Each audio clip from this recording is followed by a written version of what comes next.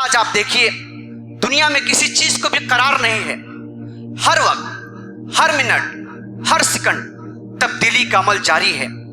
बहुत कुछ तब्दीलियां हर लम्हे हो रही हैं। आज आदमी के ख्यालात बदल रहे हैं, नजरियात और अफकार बदल रहे हैं, फलसफे और अकायद तब्दील हो रहे हैं, उसके कपड़े और फैशन बदल रहे हैं, इंसानों की बीमारियां, उनका तरीक़ा इलाज बदल रहा है।